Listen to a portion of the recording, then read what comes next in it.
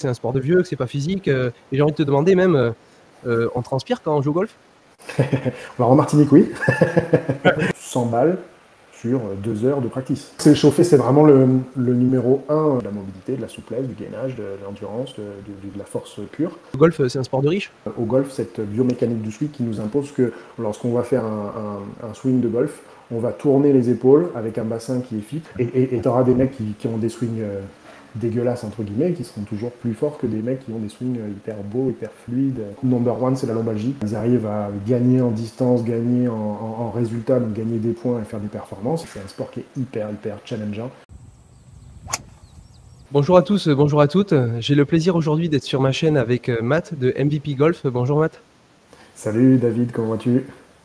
Ben ça va, super, super. Toi aussi?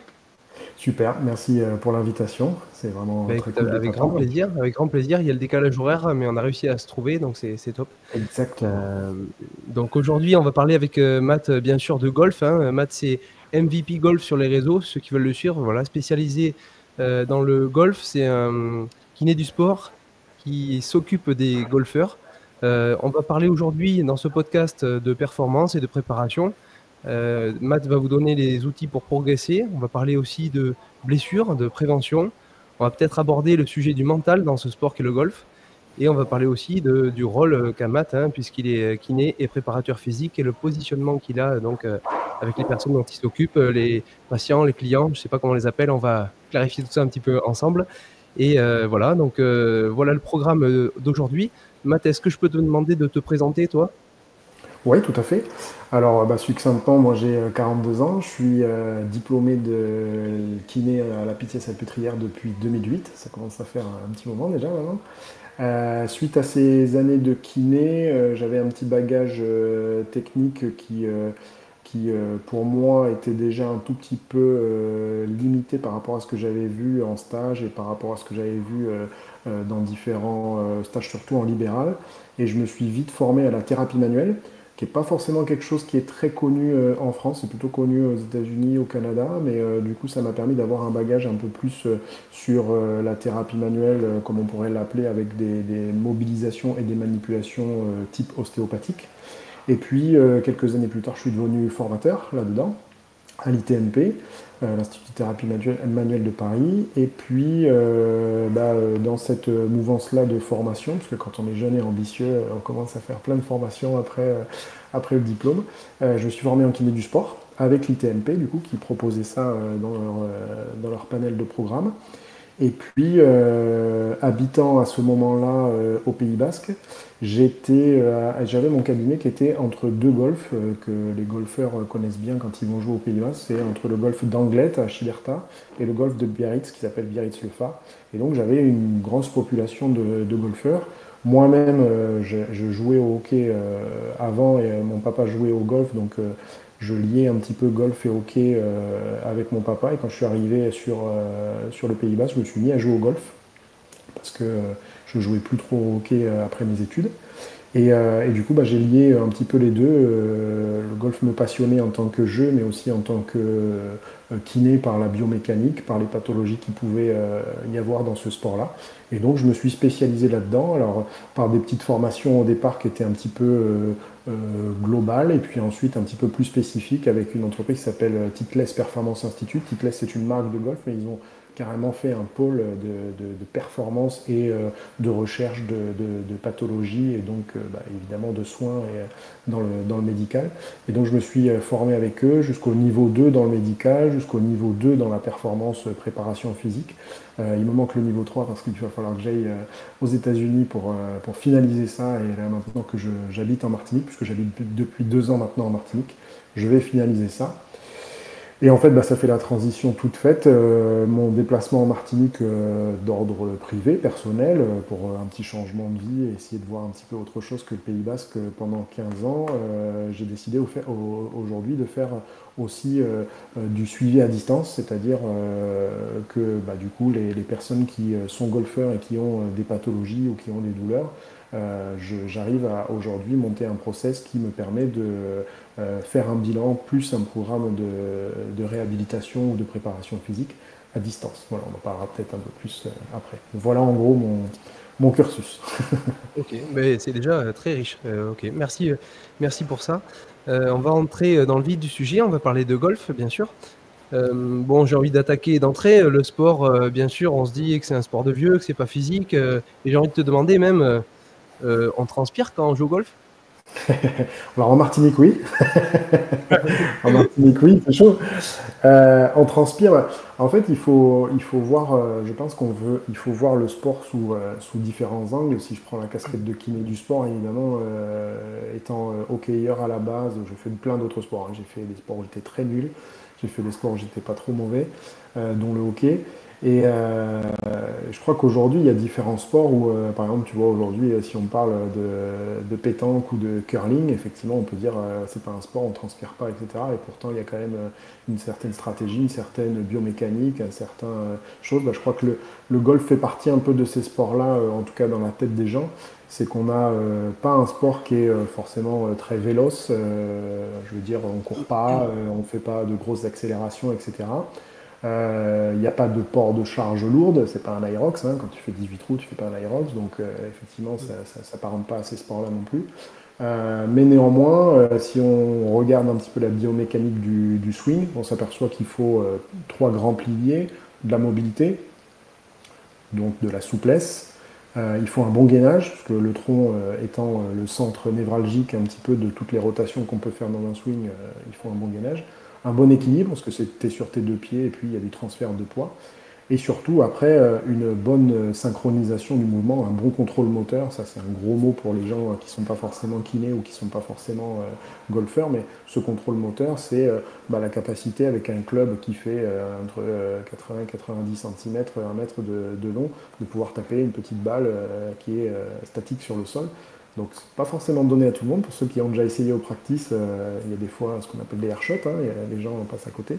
Donc, effectivement, c'est pas un sport comme on pourrait le voir, c'est pas un sport de force, pas un gros sport comme les trailers ou les coureurs. Par contre, effectivement, ça demande un peu de faculté physique pour le faire. Et puis après, il y a l'avènement de toute cette population de golfeurs et de golfeuses, parce que maintenant on voit aussi beaucoup de golfeuses qui sont très athlétiques, et celui qui a ramené ça en premier, c'est Tiger Woods, qu'on connaît à peu près tous, même si on n'est pas golfeur, c'est un sportif quand même qui est extrêmement connu, et lui il a amené la prépa physique dedans. Et la prépa physique aujourd'hui, à quoi ça leur sert, c'est que en fait pour savoir un petit peu comment se déroule une semaine de golf pour les grands champions, ils voyagent souvent le lundi.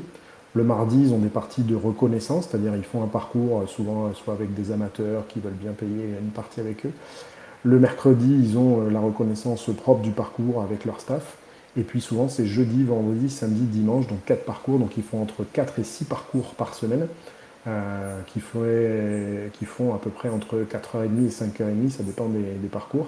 Plus toute leur préparation, le practice, c'est-à-dire l'entraînement qu'ils ont, etc. Donc c'est des semaines qui durent quand même assez longtemps et qui demandent beaucoup d'efforts. Et donc tout ça, ça crée des pathologies si on n'y est pas préparé. Donc effectivement, la préparation physique fait partie importante de ça. Donc le golf n'est pas forcément que ce qu'on voit, c'est la partie immergée de l'iceberg, c'est pas forcément ce qu'on voit que sur le parcours, mais il y a aussi toute une partie en off qu'on ne voit pas forcément, que les gens ne savent pas forcément. Et aujourd'hui, c'est ce que j'aimerais que les amateurs puissent faire. Là, aujourd'hui, les amateurs de haut niveau, les plus jeunes là, qui rentrent dans les écoles de golf, qui rentrent dans les facultés après des sports-études, etc., ou même aux États-Unis, maintenant, on sait très bien qu'il faut ça. Mais dans la tête des gens, c'est peut-être pas forcément très clair, ou en tout cas, on ne le sait pas forcément qu'il y a cette préparation physique qu'il y a en amont. Et pour les amateurs, ce que je disais, c'est qu'effectivement, moi, j'aimerais bien, c'est un peu ma mission sur les réseaux sociaux, dire aux gens, voilà, vous jouez au golf aujourd'hui, mais il ne faut pas manquer, on en discutera peut-être un peu plus en détail, mais il ne faut pas manquer l'échauffement, il ne faut pas manquer de faire de la préparation physique en termes de mobilité, en termes de soulevé de charge, etc., gainage, pour pouvoir faire en sorte que vos parties se passent bien et qu'après la partie, on ne soit pas pendant 2 jours à avoir des douleurs au dos, aux épaules, etc., quoi. Ouais, Voilà bien un peu sûr. la mission. Voilà, si ça peut Ok. répondre au côté sportif du golf, c'est un peu ça. Ok, Mais oui, mais l'avantage aussi de tout ça, je te coupe, excuse-moi, l'avantage aussi de tout ça, c'est qu'effectivement, moi aujourd'hui, je vois des golfeurs pour les plus petits 4-5 ans, et j'ai déjà joué avec un golfeur qui avait 104 ans. Donc c'est quand même un des sports. où on peut, quand même, on a une échelle de vie qui permet de jouer au golf quasiment toute sa vie. Et ça parce qu'en fait, bah, tout dépend de ce qu'on va faire. Si on veut taper comme Tiger Woods, c'est vrai qu'on va pas taper 100 ans comme ça. Mais par contre, si on veut se faire plaisir, aller sur un parcours, marcher et pouvoir jouer au golf, on peut le faire jusqu'à tard. Et c'est ma mission aussi, c'est que les gens jouent le plus longtemps possible et sans douleur. C'est cool, c'est bien. Oui, je voulais rebondir sur ce que tu disais parce qu'en fait, tu insistais un peu sur la spécificité de la structuration des compétitions dans dans le sens où en fait, c'est éprouvant la semaine de préparation avant la compète, c'est ça que tu voulais dire? Bah, c'est éprouvant parce que bah, les joueurs qui font de la compétition, alors il y a du très haut niveau comme on peut le voir à la télé, mais il y a aussi du niveau, ce qu'on va dire, professionnel, mais comme on pourrait dire au football, la nationale, la DRH, etc. Eux aussi ont ce même calendrier-là. Et effectivement, c'est très dur parce qu'il faut lier tout ce système de préparation physique pour éviter les blessures. Et ça demande du temps et ça demande surtout un planning bien structuré pour qu'ensuite, sur les 4 jours de compétition, quand il y a 4 jours de compétition, cette préparation physique serve à cette compétition-là, serve aussi à la récupération de cette compétition-là pour en enchaîner plusieurs, parce que bah, évidemment, il y a un moment donné où pour gagner de l'argent, il faut pouvoir en faire beaucoup dans l'année. Et surtout, ça permet de ne pas se blesser et donc du coup de ne pas se chanter son programme et se chanter son parcours de championnat ou de compétition et ne pas passer à côté, quoi. Là, l'intersaison va arriver courant de l'hiver pour la métropole. C'est clairement le moment où on va beaucoup plus miser sur la mobilité, gain de souplesse, renforcement musculaire. Et après, on va mettre en place un programme un peu plus soft, on va dire, en termes de nombre d'entraînements, mais surtout structuré pour que les personnes qui font des compétitions puissent le faire avec cette idée-là de se dire, moi je suis capable aujourd'hui physiquement d'enchaîner tout ça sans me blesser, quoi. Ça, c'est important. Ok. Et donc je rebondis un peu là-dessus aussi parce que tu parlais donc des professionnels. Les amateurs, c'est des compétitions sur 4 jours aussi? Ça dépend. En fait, chez les amateurs, il y a un peu de tout. Tu peux trouver des formats compétition pro, c'est-à-dire tu as des pro-am même, ce qu'on appelle des pro-am, c'est des joueurs pro qui jouent avec des amateurs, et là effectivement ça peut être sur 3 4 jours. Après tu as des grands prix amateurs qui peuvent être sur 2 jours, 3 jours, je crois pas 4 jours, mais c'est possible. Et après souvent la compétition amateur de base, ce qu'on peut faire nous, c'est la compétition du dimanche, quoi. Compétition du dimanche qui est sur une seule journée, des fois 2 jours si vraiment il y a un gros sponsor qui sponsorise une grosse compétition. Mais voilà. Mais effectivement, la compétition amateur a pas forcément, enfin, ne reproduit pas forcément trop de dates pour une compétition. Mais bon, ça se tient avec la vie quotidienne de ceux qui bossent et puis ceux qui veulent être dimanche. Et surtout, s'ils veulent rebosser correctement le lundi, il faut qu'ils soient prêts aussi à faire la compétition du dimanche, 18 trous, 5 heures de parcours, et puis être d'aplomb pour refaire le boulot de la semaine à partir du lundi, quoi. C'est clair, ouais, ouais, je te posais cette question pour le format amateur, voilà pour finalement pouvoir dire que voilà, c'est quand même un sport abordable finalement parce que comme tu dis, de très jeune jusqu'à très vieux, c'est accessible. Et puis voilà, le format amateur, c'est quand même un sport qu'on fait le dimanche, donc c'est très ouvert, comme tu le disais, quoi. Exactement. Alors, je voulais du coup basculer un petit peu sur la performance et la préparation. C'est ce qui va nous intéresser le plus, ce qui va intéresser Bien sûr. ceux qui nous écoutent aussi. Justement, je voulais attaquer par le compétiteur ou le pratiquant en loisir. Quelles sont les différences? Est-ce que déjà c'est utile de se préparer pour l'amateur, le sportif loisir, le golfeur loisir? Comment tu aborderais les choses, toi? Par rapport aux compétiteurs, tu veux dire? Oui, voilà, si on devait comparer les deux cas de figure, quoi. Je crois que là, aujourd'hui, il n'y a pas forcément de différence. La différence sera effectivement dans le volume de préparation. Mais je crois que si on reprend les grandes bases, pour ceux qui veulent faire du sport, et donc là notamment on parle du golf, je crois qu'il n'y a plus trop le choix en fait si on veut performer, si on veut se faire plaisir, si on veut ne pas se blesser, je crois qu'il n'y a plus trop, on sait aujourd'hui, les études scientifiques nous montrent que même pour la vie de tous les jours, ce qu'on doit faire c'est bouger. hein, c'est le mouvement, clairement, il faut bouger. Même si on a mal, il faut bouger. Il y a quelques années encore, et moi je te disais que tu étais diplômé de 2008, les lombalgies, on les laissait quasiment alité pendant 2 jours. C'était les protocoles qui étaient recommandés. Et au bout de 2 jours, on disait, ben voilà, il faut faire quelques mouvements et puis après sortir du lit. Là aujourd'hui, on sait très bien qu'une lombalgie, il faut, alors, avec les protocoles qu'il faut et avec parcimonie si les douleurs sont très fortes, mais il faut qu'on arrive à faire bouger les gens. Donc ça revient au même là dans le golf, que ce soit amateur ou haut niveau. La seule différence, c'est que le sportif de haut niveau, enfin le golfeur de haut niveau, lui, il va avoir un volume qui sera beaucoup plus important, un volume d'entraînement qui sera plus important, donc un volume d'entraînement physique qui sera plus important, un volume d'entraînement technique qui sera plus important, c'est-à-dire qu'on a sur les parcours de golf, pour ceux qui y sont allés, on a une structure qui s'appelle le practice, où on peut taper des balles sans aller sur le parcours. Là, les professionnels, ils passent quand même un sacré nombre de temps, donc un nombre de swings qui est hyper important par rapport au nombre de coups qu'ils peuvent faire sur le parcours. Pour être voilà, à peu près en moyenne, un parcours c'est 70 coups. Tu dois faire le parcours en 70 coups, donc imaginons que tu sois à bon niveau, tu fais entre 70 et 80 coups sur le parcours en 5 heures. Il y a des pros qui peuvent taper 2-3 sauts de balle, donc ce qui représente à peu près 100 balles sur 2 heures de practice, 2 heures d'entraînement. Donc tu vois, le C'est volume, intense. il est quand même voilà, c'est assez intense. Plus à rajouter ça sur la prépa physique en amont, soit sur de la mobilité, de la souplesse, du gainage, de l'endurance, de la force pure. Ça, tu l'ajoutes à ça, donc ça fait un volume. Effectivement, là, les amateurs aujourd'hui devraient copier un petit peu cette façon de faire. Parce que, bah, effectivement, quand on arrive sur le parcours et qu'on voit des amateurs, souvent, bah, il n'y a pas d'échauffement. Moi, c'est assez dingue, mais c'est le seul sport où je vois les gens partir sur un parcours et pas s'échauffer. Hein. C'est vraiment, c'est presque inscrit un peu chez certains que, bon, voilà, on joue au golf et puis voilà. La préparation physique, chez certains, c'est pareil, c'est compliqué. Et puis quand tu leur parles de souplesse ou de mobilité, c'est vrai que ça, donc c'est voilà, c'est plus une question, je pense, aujourd'hui de mentalité. Je pense qu'il va falloir. Le golf est arrivé comme un sport, comme je disais tout à l'heure, avec Tiger Woods, comme ça, assez tard.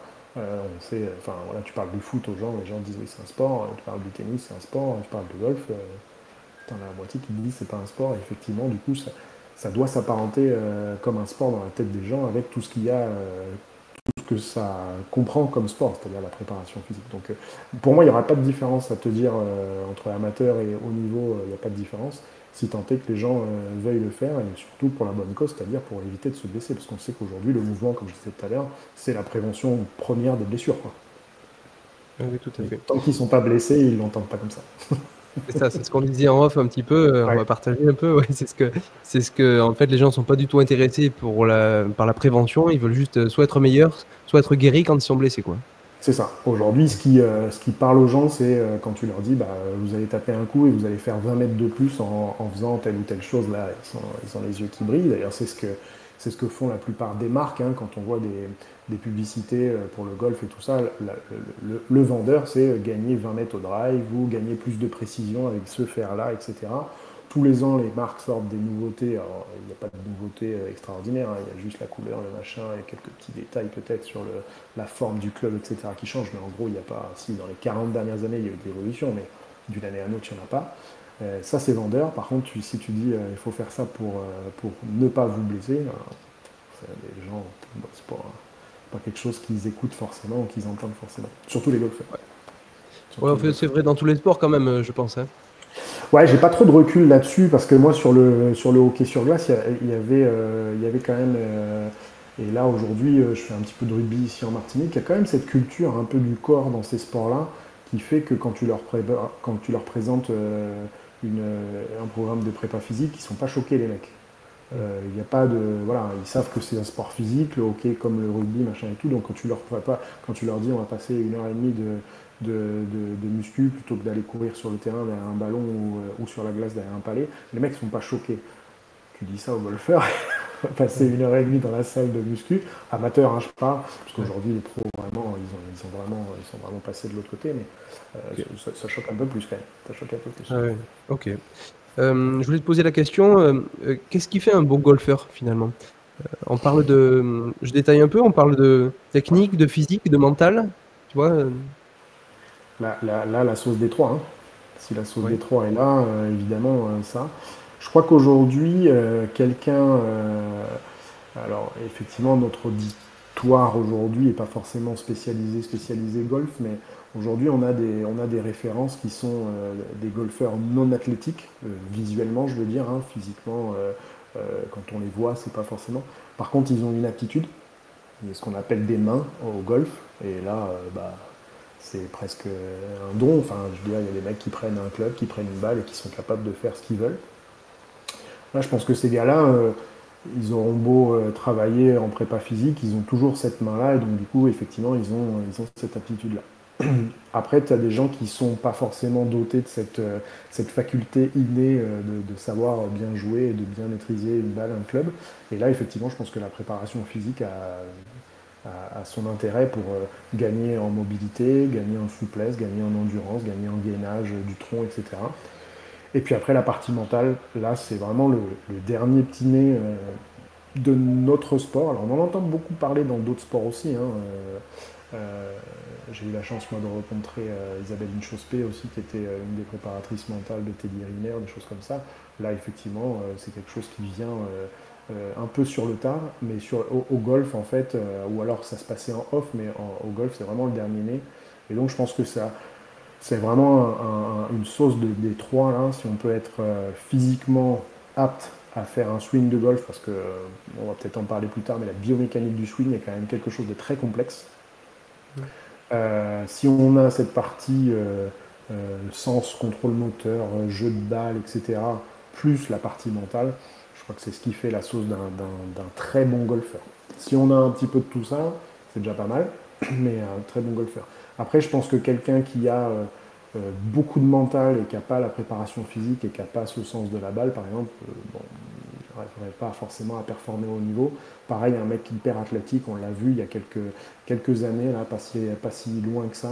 On a un golfeur qui s'appelait Bryson DeChambeau qui avait essayé de faire le buzz en se préparant très très très fortement physiquement. C'était devenu un monstre physiquement. Alors ouais, il tapait des balles à 400 mètres, enfin c'était des trucs, il rivalisait avec des joueurs qui faisaient ce qu'on appelle du long drive, donc c'est celui qui tape le plus loin. Tu prends un terrain de football américain avec les yardage et puis il tapait le plus loin. Donc les mecs tapaient à 400 mètres, donc il rivalisait avec ces mecs-là.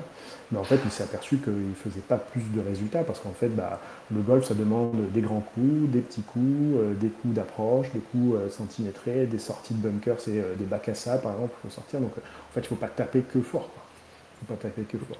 Donc il y a une sauce un petit peu de ces trois choses-là, et effectivement, la question est bonne. Je pense que c'est vraiment la sauce des trois. Alors au niveau amateur, peut-être qu'il y aura trois petits bols de chaque, ça peut faire un très bon joueur amateur.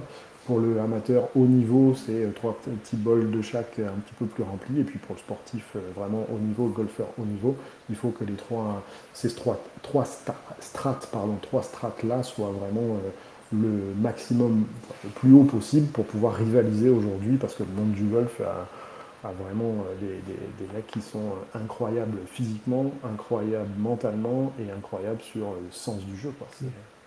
Ok. Aujourd'hui, c'est très difficile, à mon sens, d'aller en haut niveau si tu n'as pas ces trois choses-là. Ok. Je me demandais, dans le golf, c'est vraiment, comme tu sais, c'est un domaine que je connais pas trop, mais bon, je suis curieux de tout et c'est un plaisir d'en apprendre à ce sujet-là.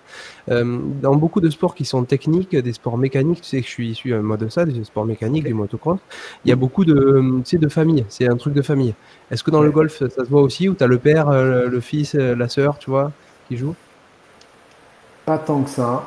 Pas Ouais. tant que ça. Je sais que potentiellement, là, il y a quelque chose qui fait toujours le buzz un peu sur les réseaux sociaux, c'est que Tiger Woods a un fils et le fils joue très bien. On en Je, était à je disais, ouais, Tiger Woods, Tiger Woods son a un fils, fils qui joue, aujourd'hui ouais. qui joue vraiment très bien. Mais pour l'instant, c'est un jeune qui joue sur des compétitions jeunes aux États-Unis, qui ont déjà un niveau, parce qu'on le sait, le niveau universitaire aux États-Unis est extraordinaire. C'est un truc comme au basket, comme au football américain, ou au baseball, n'importe quoi. Mais aujourd'hui, est-ce que ça fera un grand champion comme Tiger Woods? J'en sais rien. Et après, on n'a pas de nom comme ça de père-fils ou de choses comme ça. Non, c'est pas très généalogique. Oui. Voilà, on ne connaît pas de grandes familles aujourd'hui qui font ça. Après, c'est sûr, je pense, c'est pas du tout péjoratif ni méchant que ce que je vais dire, mais c'est vrai que quand tu t'appelles Tiger Woods, c'est peut-être plus d'aptitude à aller chercher tel entraîneur ou tel entraîneur.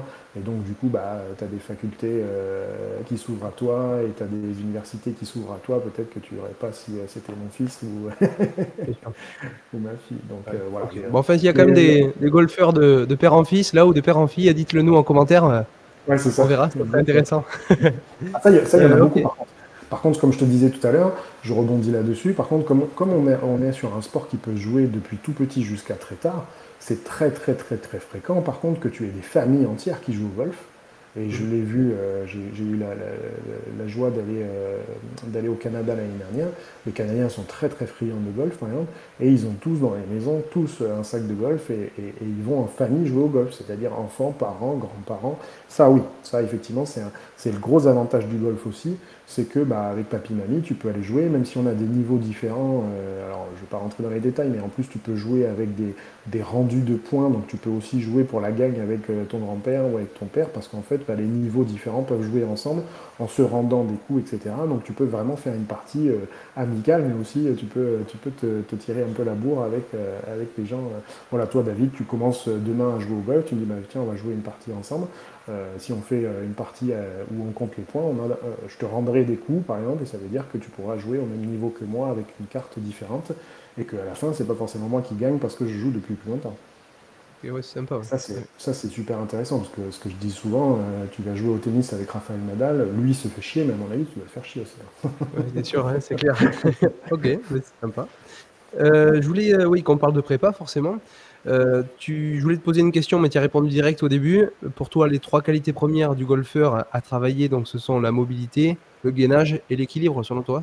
Ouais, c'est ça. En fait, aujourd'hui, les différentes programmations qui sont conseillées et que je propose aussi se basent essentiellement sur ces trois critères-là, la mobilité, l'endurance et le gainage du tronc et l'équilibre, donc tout le système d'équilibration et tout le système musculaire qui est lié à cette équilibration-là, qu'on appelle la proprioception, hein, savoir se placer dans l'espace.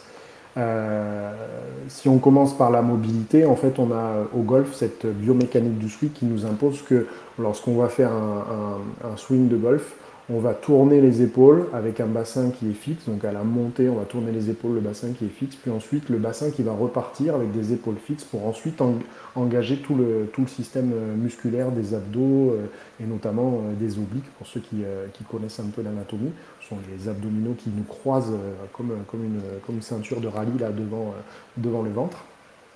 Et en fait, ça demande bien sûr de la mobilité ou ce qu'on appelle de la dissociation des ceintures. Donc ça, c'est extrêmement important dans le golf. Mais pour tenir tout ça, eh ben, il faut un tronc qui soit solide, parce que si c'est un peu château de cartes, ça ne se tient pas, et donc du coup, on ne va pas pouvoir faire ça. Et après, ben, on a les deux pieds au sol, et le golf, c'est le sport de balle par excellence, où on tape une balle qui est à l'arrêt, tout simplement. Et donc c'est le corps qui doit s'organiser autour d'une balle qui est à l'arrêt. Ça n'existe pas dans d'autres sports. Le volley, le hand, le tennis, le ping-pong, n'importe quoi, c'est une balle qui est en mouvement. Donc le corps, quand on reçoit une balle dans les mains, on ne réfléchit pas à dire voilà, il faut s'organiser comme ça pour attraper la balle. Là, à l'inverse, et puis c'est toute la partie mentale dont on parlait aussi tout à l'heure, la balle est fixe, et c'est toi qui dois aller taper la balle avec toute une organisation autour de ça. Et l'organisation, c'est, comme je disais, dissociation des ceintures, un bon gainage du tronc et un bon équilibre sur les jambes, sur les pieds. Donc ça demande de la force dans les jambes, ça demande de la force dans les pieds, des appuis au sol pour pouvoir restituer aussi le mouvement, parce que c'est un peu à l'image d'un sauteur, hein, quand on vient faire le mouvement, on emmagasine de l'énergie, on s'affaisse dans le sol pour la restituer ensuite pour la restituer ensuite pour pouvoir faire le mouvement. Donc c'est vraiment ces trois critères-là, mobilité, gainage du tronc, donc endurance des muscles du tronc, et l'équilibre, la proprioception. Ok. Euh, L'entraînement, du coup, tu l'organises comment pour cibler ces trois... L'entraînement physique, je parle, hein, pour Ouais. cibler ces trois qualités. Alors l'entraînement, ça passe par une pyramide un peu complexe, mais assez simple finalement quand on rentre un petit peu dans les détails. En fait, pour pouvoir accéder à la force, la puissance et l'endurance, il faut d'abord accéder par le système de mobilité. C'est-à-dire que si une articulation est un peu verrouillée, c'est un peu moins mobile qu'elle ne devrait être, elle ne va pas accéder à tout son potentiel de force. Si elle n'accède pas à tout son potentiel de force, elle n'accédera pas à tout son potentiel d'endurance et donc elle n'accédera pas à son potentiel de mouvement fonctionnel si là par exemple on parle du swing de golf. Donc on passe d'abord par cette accessibilité à la mobilité, donc ça fait partie de bilan que je peux faire aussi soit par visio, soit ici au cabinet avec mes golfeurs. Donc on bilante un certain nombre d'articulations qui sont propices au swing de golf. Puis après, quand on sera sûr qu'on aura des bonnes capacités de mobilité et que ça emmagasine bien la charge, on fait de la force, puis de l'endurance, puis du mouvement fonctionnel. C'est comme ça Ok. qu'on monte en strat.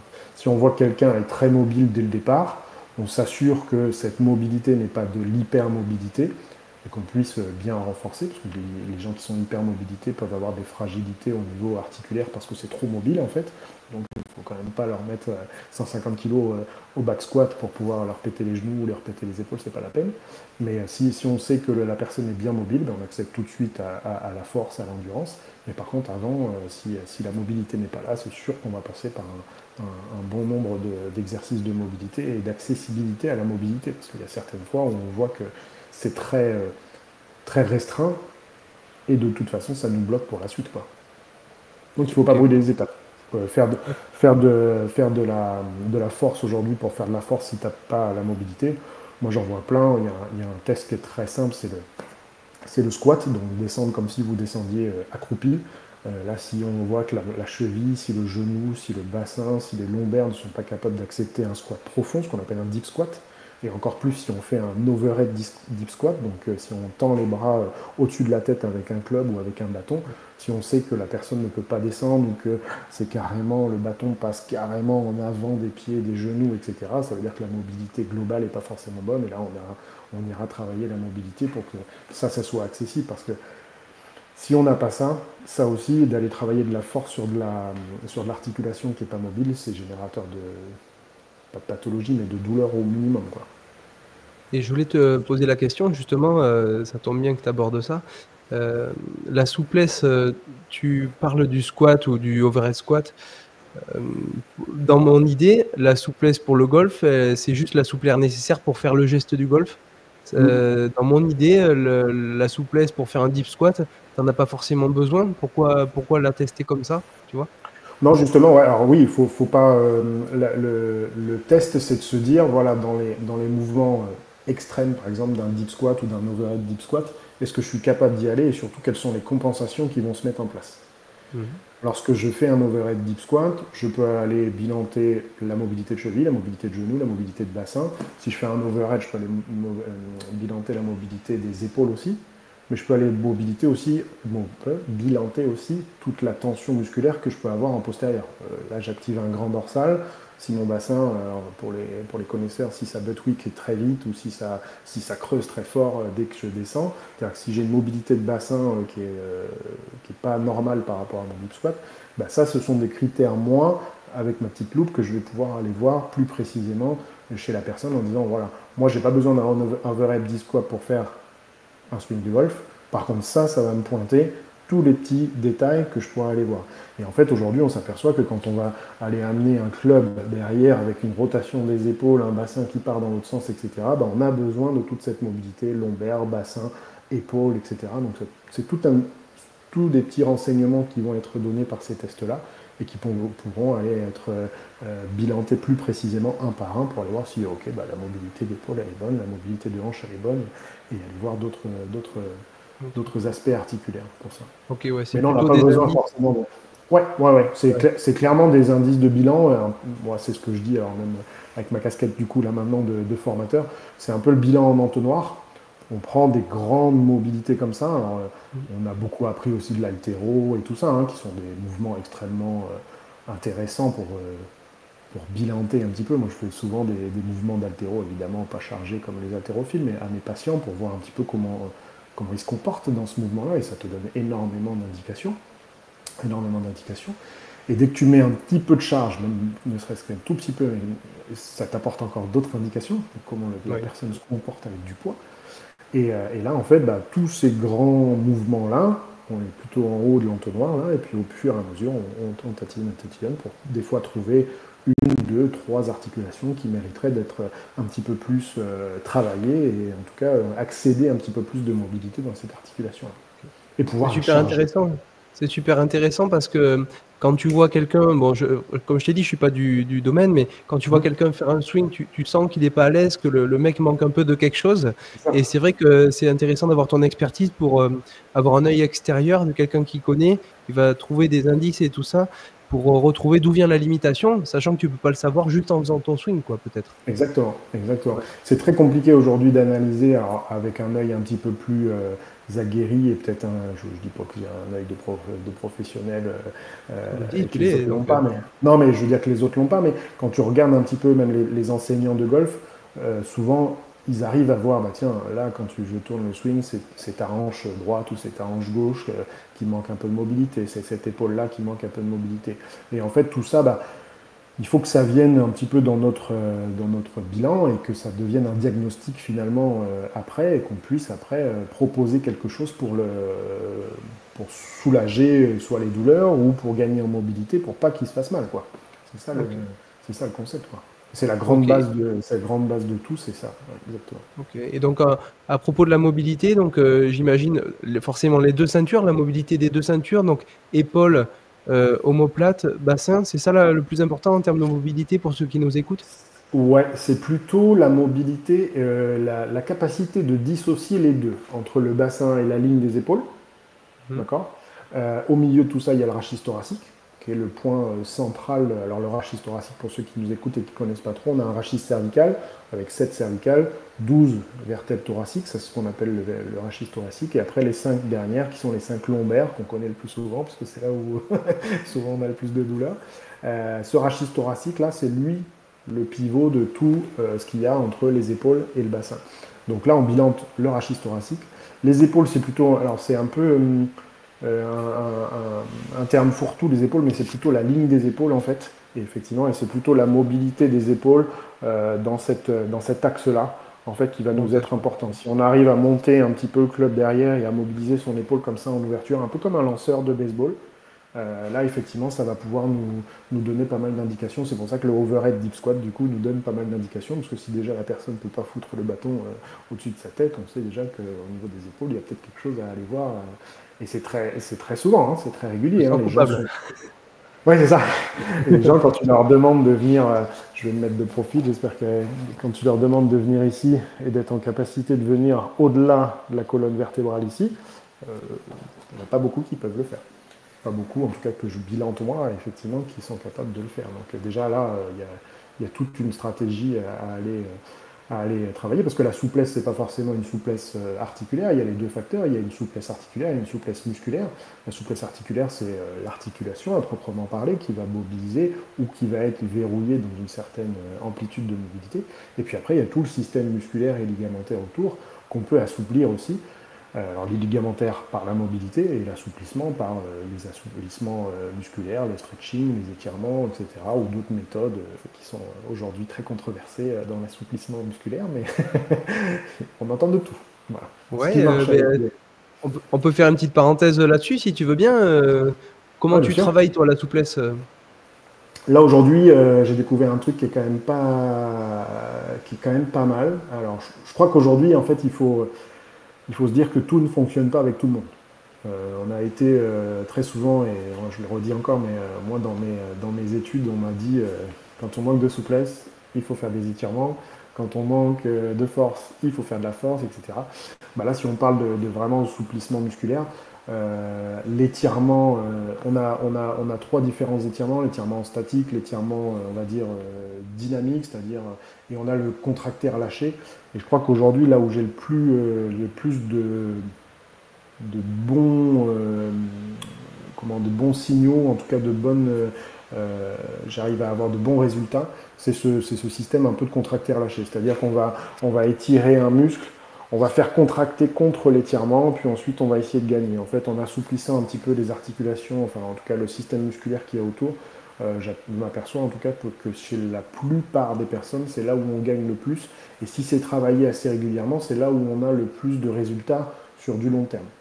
Si on s'étire complètement, si on vient tirer comme ça et qu'on attend, je crois qu'il faut, les dernières études montrent qu'il faut plus de 2 minutes 30 d'étirement pour commencer à avoir un soupçon d'étirement de la fibre musculaire. Donc 2 minutes 30, je veux dire, il n'y a personne qui reste 2 minutes 30 sur un étirement, c'est trop long. Et puis en fait, il faudrait le faire sur chaque groupe musculaire pour que ce soit efficace. Donc là encore aujourd'hui, on exprime plutôt le fait que si ça fait du bien à la personne et si elle en ressent le besoin, moi je viens du monde du hockey sur glace. Avant chaque match, les mecs se mettent sur la glace et s'étirent, font des grands écarts et tout ça. C'est presque quoi, enfin, c'est dans leur tête, c'est dans leur routine, tu vois, c'est un truc comme ça. Est-ce que ça leur fait vraiment du bien? On dit aujourd'hui qu'il ne faut pas le faire avant vraiment l'activité physique intense. Voilà, l'hockey sur glace, c'est quand même une super activité physique et intense. Et les mecs, pourtant, s'étirent statiquement sur la glace. Ça. Je pense que c'est plutôt dans une routine. Donc, si ça fait du bien aux gens, il faut s'étirer. Si ça fait pas du bien et qu'on n'y voit aucun avantage, il ne faut pas s'étirer. Par contre, le petit côté contracté relâché, si on veut vraiment gagner en souplesse, c'est là aujourd'hui où moi j'ai le plus de bons résultats et c'est ce que j'utilise le plus, en tout cas ce que j'essaye de faire, faire à mes patients ou à mes clients. Ok. Ouais, c'est super intéressant. Les étirements, la souplesse, c'est quand même un sujet vachement débattu. Je sais pas si tu as eu l'occasion de voir sur ma chaîne, on a fait un podcast avec Didier Rest, auteur sur de la vie de la préparation physique et tant d'autres. Et lui, il disait qu'on a parlé beaucoup de la souplesse, justement. Et son approche, c'était maintenant de revenir un petit peu plus au statique. Donc, tu vois, il y a des courants de mode aussi, un peu. Et je crois que ça dépend un petit peu des sports aussi, quoi. Je crois que ça dépend un peu des sports aussi. Je crois que le statique, très franchement, moralement, il y en a chez qui ça fait du bien.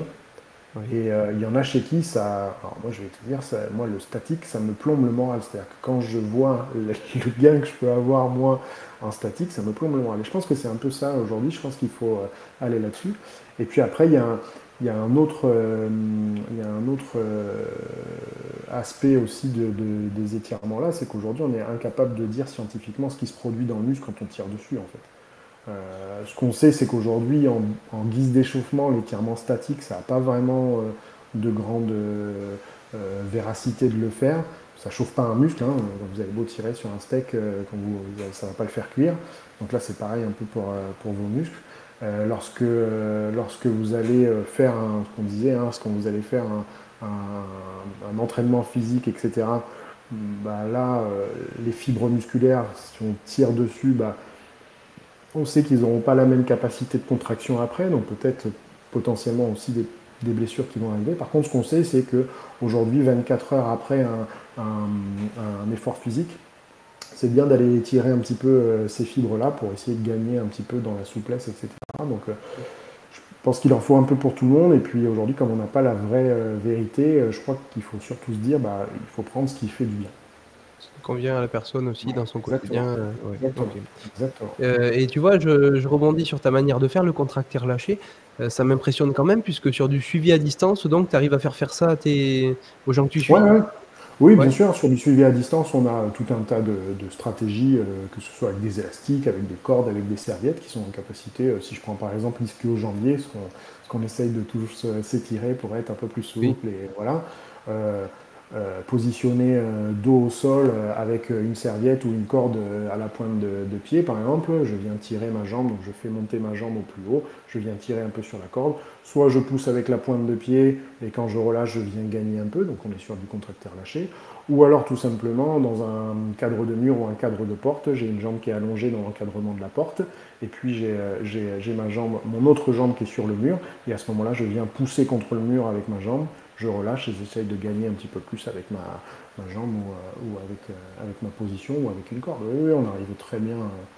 Aujourd'hui, je crois quand on est sur du suivi à distance, on trouve quand même pas mal de stratégies. Et puis, bah, j'ai eu l'avantage, comme je te disais au début, de faire des formations avec les Américains et aussi avec les Canadiens sur de la neuroperformance. Et eux ne touchent quasiment plus du tout leurs patients, hein. Ils sont sur un système un peu protocolaire où ils font des tests et où ils font des exercices où il n'y a plus le hands-off ouais, le hands-off est déjà arrivé. Ce qu'on appelle le hands-off, pour ceux qui nous écoutent, c'est de ne pas toucher nos patients, c'est de leur faire faire plutôt que le praticien fasse. Et là, aux États-Unis et au Canada, en plus, il y a le consentement du toucher maintenant qui est un peu compliqué. Il y a pas mal de choses qui se passent. Donc, Mm. c'est- Ok. voilà, tous les Ah, protocoles sont- figure-toi que c'était une question que je m'étais posée au début là quand tu te présentais pour rebondir sur ta formation et le fait que tu sois formateur en thérapie manuelle. Justement, c'était un peu l'ironie du truc que tu sois formateur en thérapie manuelle et que tu te retrouves à Ouais. faire du hands-off aujourd'hui, quoi, à distance. Ouais, c'est ça. En fait, bah, aujourd'hui, la thérapie manuelle me permet d'avoir des patients pour lesquels euh, je, je peux pratiquer la thérapie manuelle ici au cabinet et ensuite je les amène vite vers le hands-off. C'est-à-dire qu'aujourd'hui, on sait, bon voilà, c'est aussi les dernières recommandations, mais on sait que cette thérapie manuelle seule, là, elle ne fonctionne pas vraiment à 100%. Le mouvement seul, il fonctionne, mais il faut que tout avant soit dans de bonnes conditions. Donc si la personne a extrêmement mal, si la personne manque un peu de mobilité et que le thérapeute manuel peut l'aider à acquérir ça, bah, on le fait ici. Mais en fait aujourd'hui, bah, dans le suivi à distance, on a aussi des techniques, on a aussi des mouvements, de la mobilité qui peut faire ce que fait le thérapeute manuel là, à distance et des choses comme ça. Après, le suivi à distance, il n'est pas forcément exclusif. C'est ce que je dis souvent à mes clients du coup. C'est-à-dire que la plupart de mes coachés viennent parce que je connais le golf, que je suis spécifique golf, mais ils ont souvent un kiné ou un ostéo qui les voit Proximité. et il est hors de question qu'ils coupent ça. Moi, je ne remplace pas le kiné avec lequel ils bossent en ce moment. C'est-à-dire que moi, je suis Ok. un complément qui apporte cette vision spécifique golf, mais en aucun cas, je suis quelqu'un qui va remplacer le kiné. Et quasiment tous ceux que je suis aujourd'hui ont leur praticien euh, à proximité ou qui consultent régulièrement. Il n'y a pas de problème là-dessus. Ok. Ok. Tu vois, la thérapie manuelle, elle peut aider à gagner de la mobilité, de l'amplitude articulaire. Par contre, elle ne pourra pas t'aider à gagner des capacités de gainage ou d'équilibre. Ouais. Du coup, ces deux compétences-là, ces deux qualités, comment tu vas les aborder à l'entraînement pour travailler le Bah gainage déjà, là, par exemple? ouais, travail de gainage. Là, souvent, alors déjà, je demande le niveau de connaissance et le niveau. Est-ce qu'ils font déjà du gainage sur le suivi à distance, par exemple? Est-ce que les gens font ça? Souvent, c'est non. Et pour ceux qui en font, souvent, c'est apparenté à du statique. Nous, on a besoin de bouger. Donc, la plupart du temps, le gainage que je propose, bah, c'est toujours un peu de la même manière, avec une évolution dans le gainage. Évidemment, si tu fais faire 3 minutes de gainage au premier golfeur que tu as là et qui n'a jamais fait de prépa physique, c'est compliqué. Donc, évidemment, évolutif. Et surtout, on va essayer de faire du gainage de manière à ce que ça s'apparente le plus possible au geste du golf, c'est-à-dire on va essayer de faire du gainage dynamique. Quand je dis dynamique, par exemple, on a tous cette idée du gainage où on est sur la pointe de pied et sur les coudes là. Et bien là, par exemple, on va aller soit mobiliser le bassin pendant ce gainage-là, soit on va aller faire du dynamique, aller toucher les épaules, par exemple, des choses comme ça. On va commencer par ça. Et puis après, on va partir sur du gainage en chevalier servant, c'est-à-dire un genou au sol, un pied au sol, puis après à genoux, les deux genoux au sol. On va le faire ensuite debout avec des élastiques, avec des résistances élastiques contre la rotation, parce que c'est ça qu'on a besoin. Donc, tu vois, par strat, on va commencer à faire du gainage. Alors, si la personne ne peut pas le coude, pointe des pieds, on va commencer par coude, genou, par exemple. Et puis après, on va faire coude, pointe des pieds. Et puis après, on va rajouter de la mobilisation, du dynamique dans le gainage. Parce qu'en fait, le gainage statique, c'est pareil. Il faudrait en faire de longues minutes pour que ce soit efficace. Et puis finalement, on s'aperçoit que d'être gainé statique dans la vie quotidienne comme dans le sport, on n'en a pas vraiment besoin en fait, hein. faut que ce soit du gainage dynamique. Donc on a tout ce qui est pal-off press. Alors ça parle pas forcément à ceux qui connaissent pas, mais c'est avec des résistances élastiques et puis on vient avec une charge qui bouge un petit peu au bout de l'élastique là pour travailler un petit peu les déstabilisations du tronc et puis arriver à gainer comme ça avec des résistances élastiques plus ou moins fortes en fonction du niveau de la personne, etc. Ça se fait très très bien. Ok. Et la notion d'équilibre, je t'avoue que j'ai du mal un petit peu à la comprendre, l'équilibre. Tu as déjà vu des personnes qui ont chaviré en faisant le swing Ah oui. ou, Ah oui, ça arrive très souvent. Ça arrive très très souvent. En fait, la vélocité du geste, on passe d'un pied arrière quand on vient lever le club au pied avant quand on vient finir le geste. Ça, clairement, je sais pas de chiffre, mais beaucoup de golfeurs qui n'arrivent pas à rester statiques à la fin de leur geste, par exemple. Ou alors, il y en a qui évitent de monter trop fort ou trop vite le club derrière parce qu'ils n'arrivent pas à garder l'équilibre. Donc il y a des tests très simples, hein, notamment le test sur un pied qui va déjà te montrer si la personne est en capacité de rester sur un pied 15 secondes. La même chose les yeux fermés. Et puis là, du coup, tu enlèves une aptitude visuelle. Et en fait, dans les différentes formations que j'ai fait, en enlevant cette aptitude visuelle, c'est comme si tu faisais des rotations cervicales très rapides. Donc si vous avez chez vous la possibilité de le faire, vous vous mettez déjà sur deux pieds, les pieds serrés, et puis vous tournez rapidement la tête très vite. Vous allez voir que déjà, l'équilibre il est assez difficile. Donc déjà, on peut utiliser ce test comme un exercice pour essayer d'imprimer un petit peu cette notion d'équilibre, parce qu'en fait, si on regarde bien, on regarde une balle, et en fait, on tourne les épaules. Et puis, c'est à peu près la même chose, en fait, quand on tourne les épaules, ou quand on tourne la tête sans bouger les épaules, c'est un peu la même chose. Donc notre système proprioceptif, tout ce qui est système vestibulaire au niveau de la tête, nous fait perdre l'équilibre. Parce que lui, il pense qu'on tourne la tête vite. D'accord ? Alors que nous, on regarde la balle et on tourne les épaules très vite. C'est la même chose. Donc on perd l'équilibre à cause de ça. Plus la vélocité du geste avec le club, et ça peut nous faire perdre l'équilibre. Exactement. Donc tout ça, ça se rééduque au niveau vestibulaire avec des gestes avec des exercices très simples, voilà, sur un pied les yeux fermés, sur un pied en tournant la tête. Mais avant d'arriver à sur un pied tournant la tête, vous comprenez qu'il y a des petits steps avant à passer avant de pouvoir faire ça. Ouais. Ok, mais c'est un exo sympa à faire, j'essaierai. Je voulais je te dis, je suis un bleu. Tu regardes la balle quand tu fais le geste du golfeur quand tu... Ouais, alors ça a été le grand truc des Manitou du golf pendant longtemps, c'était qu'il fallait laisser la tête sur la balle. En fait, aujourd'hui, c'est un peu comme dans tous les sports, tu vois de tout. Hein. J'ai vu hier un mec qui jouait ambidextre au tennis avec deux manches de raquettes de tennis. Je crois qu'aujourd'hui, et de très haut niveau, hein, je veux dire, c'est pas un mec amateur qui a joué comme ça et qui a fait du buzz sur le net. C'est un mec qui est très haut niveau, je sais plus combien il est classé au niveau mondial. Donc je crois qu'aujourd'hui, oui, effectivement, comme je le disais tout à l'heure, c'est un sport où la balle elle est statique, donc évidemment que tu vas regarder la balle au départ, et puis après quand tu fais ton geste, avant on disait il faut garder la tête sur la balle, et même quand la balle est partie, il faut toujours garder la tête là. Quand tu regardes la biomécanique aujourd'hui, quand tu regardes les vidéos, parce que ça va très vite, un swing, hein, c'est moins d'une seconde, au démarrage du club jusqu'à la fin du club, c'est moins d'une seconde. Tu t'aperçois que les mecs ils gardent pas la tête forcément sur la balle, quoi. Et même à l'inverse, quand au putting, tu sais ce que c'est le putting, c'est le dernier coup entre guillemets pour rentrer la balle dans le trou. Tu as un club où tu dois taper comme au mini golf. Voilà, c'est un peu la finalité du truc. Et au putting, c'est même dit qu'il faut pas regarder la balle et taper la balle et regarder plutôt l'endroit où était la balle pour pas te déstabiliser finalement et pas partir. Et donc du coup que ton club flotte un peu dans l'air. Ok.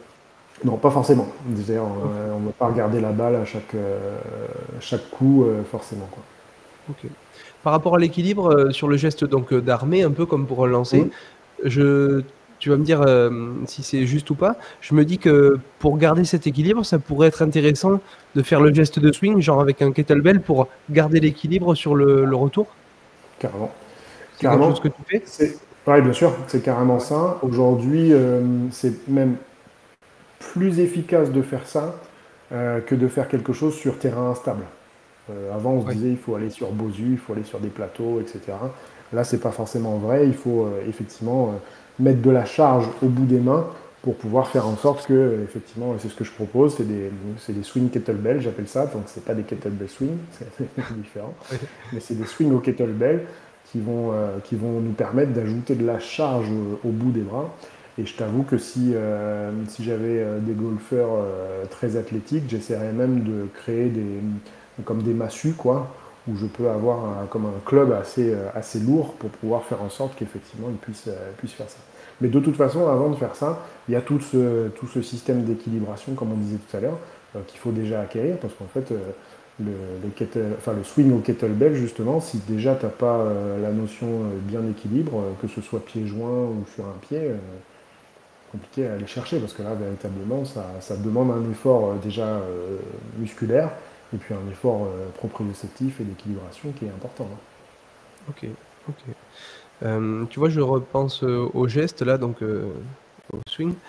Ce que tu cherches à faire, c'est le changement de direction. Quand tu as fini d'armer, tu veux vite rebasculer, tu fais un peu, tu te sers comme si ton corps c'était un élastique. C'est ça qu'il faut se mettre en tête? Alors, quand tu parles de la fin du geste. C'est-à-dire quand tu as fini d'armer et que tu commences le mouvement Ah oui, du tir, quoi, tu ok. vois. Ouais. En fait, quand on démarre le mouvement, on arrive au plus haut du mouvement, ou en tout cas à la plus grande amplitude que tu peux, qui est un peu Mhm. différente chez chacun de nous, ce qu'on appelle le back swing, donc le swing en arrière, d'accord? Là, effectivement, c'est ce qu'on appelle charger le swing, c'est-à-dire qu'on va monter, charger dans le sol, on va essayer de s'ancrer un maximum dans le sol, et en fait, tu te rappelles, on parlait tout à l'heure de la dissociation des ceintures, hein. On va essayer de créer le plus d'élasticité possible sur nos obliques, c'est-à-dire que le bassin va être fixe, et nous, on va tourner les épaules au maximum. Ça va nous créer une tension élastique au niveau de ces obliques-là, au niveau des abdos. On aura chargé notre poids dans le sol. Et en fait, à la restitution, bah, c'est comme si vous lâchiez un élastique. Tu vas venir travailler sur la vélocité de tes obliques, donc d'où l'importance du gainage et des abdos dans le swing de golf. Et surtout, du coup, te redresser, laisser pousser tes pieds dans le sol pour laisser partir en fait toute la vélocité que tu peux donner. Un peu comme tu regardes aujourd'hui, que ce soit les tennisman, alors les handballeurs c'est encore plus flagrant, hein, quand ils arment, ils sautent et puis hop, ils envoient, ils seraient beaucoup moins efficaces s'ils sautaient pas du sol, c'est un fait. Les tennisman aujourd'hui, on le voit, hein, à chaque coup quasiment, ils décollent pas de 2 mètres, hein, mais ils décollent du sol quand ils frappent la balle parce ils ont emmagasiné de l'énergie et hop, quand ils frappent, pardon, leur corps s'est relâché musculairement et donc du coup ils ont un saut. Il y a des golfeurs qui sont ce qu'on appelle plus terriens, et il y a des golfeurs qui sont plus des jumpers, qu'on appelle des jumpers, et là tu as des mecs qui sautent au swing, hein, quand ils tapent la balle, qui sautent de 10-15 cm du sol, hein, clairement. Ah ouais? Ah oui, oui, oui, oui, oui. Mais alors, ils Justin décollent à Thomas, quel moment, les mecs? Ils décollent à quel moment une fois qu'ils ont frappé la balle, Ah en ouais, fait, d'accord. ils sautent et ils jumpent, quoi. Et ce qui fait d'ailleurs des swings des fois un peu bizarres, parce que du coup, ils ont les pieds qui se retrouvent quasi face au parcours, ils n'ont pas les 2 pieds qui sont restés au sol, quoi. Scotty Ok. Scheffler, là, qui est numéro 1 mondial en ce moment, il a les pieds, quand il finit, les pieds comme ça, quoi. Ah ouais, C'est très drôle. d'accord. Ouais. Ah, Ok. ça met les cerveaux des coachs en ébullition, parce que le golf, c'est très protocolaire, il fallait rester les 2 pieds comme ça, il fallait faire ci, ça. Là, le mec, il finit les pieds comme ça, il est numéro 1 mondial, il gagne quasiment tous les week-ends. Les mecs, ils s'en foutent. Puis après, t'as les gamins en école de golf qui disent, oh, je veux swinguer comme lui. Ah, c'est compliqué après. Ouais, Plus ouais, ouais, compliqué ouais, c'est d'expliquer vrai. aux gamins que c'est pas que comme ça. Bah ouais, parce qu'en fait, là, aujourd'hui, on s'est rendu compte aussi que ça pouvait pas être académique, un swing de golf. Et comme toi, tu viens du motocross, chaque conduite, chaque pilotage a sa particularité en fonction de la capacité du motard, en fonction de ce qu'il a comme expérience de la piste, etc. Chaque pilote ne pilote pas de la même manière. Pourquoi au Ouais. golf, on Puis, aurait tous un même swing? C'est pas possible. C'est impossible. ouais, c'est sûr. Et tu vois, C'est en impossible. motocross, on voit aussi, c'est toujours rageant, t'as des bourrins qui roulent plus vite que des mecs qui ont un pilotage magnifique. C'est Toujours ça. rageant, mais bon. Ouais, c'est ça. Et tu auras des mecs qui ont des swings dégueulasses, entre guillemets, qui seront toujours plus forts que des mecs qui ont des swings hyper beaux, hyper fluides, avec des amplitudes magnifiques. Mais parce qu'ils ont réussi à mettre cette capacité-là avec de la précision, avec de la force, de la vitesse, de la distance, etc. et qui vont gagner, quoi. Ok. Donc, Et donc, quand on parle d'emmagasiner de l'énergie sur le backswing, du coup, ouais. si je comprends bien, plus tu as une vitesse importante sur le backswing, plus tu vas tirer fort? Non. Non? Non, là, c'est un, ça n'a pas de corrélation, la vitesse de montée n'a pas de corrélation avec la Ah frappe de ouais. balle et donc la distance que tu pourrais mettre. Par contre, ce qui va être le plus important là-dedans, c'est ta capacité à dissocier et surtout cette capacité à revenir vite. C'est-à-dire que quand tu regardes un swing de golf, et maintenant ça se voit de plus en plus, tu as même des gens enfin des golfeurs maintenant qui font même des pauses là-haut, c'est-à-dire qu'ils montent très doucement, d'accord. Ils essayent d'emmagasiner le plus d'énergie, d'accord. Ils se dissocient un maximum, ok. Et à ce moment-là, c'est là qu'ils génèrent la vitesse. Donc là, ça demande, comme on disait tout à l'heure, des obliques de fou pour pouvoir régénérer ça. Et surtout, dans les épaules et dans les mains, pardon, cette capacité à faire un geste de fouetter pour que la tête de club, et c'est ça aujourd'hui la différence entre la vitesse de rotation du buste et la vitesse de rotation de la tête de club, génère de l'énergie. Et plus il y a de vitesse dans cette tête de club, plus il y aura de distance, plus il y aura de comment dire, de précision, non, mais en tout cas de distance, ouais, de faculté de faire que la balle est le plus loin possible, quoi. Ok, ok. Non, c'est super, super intéressant. Je voulais te poser aussi la question par rapport à l'entraînement, etc.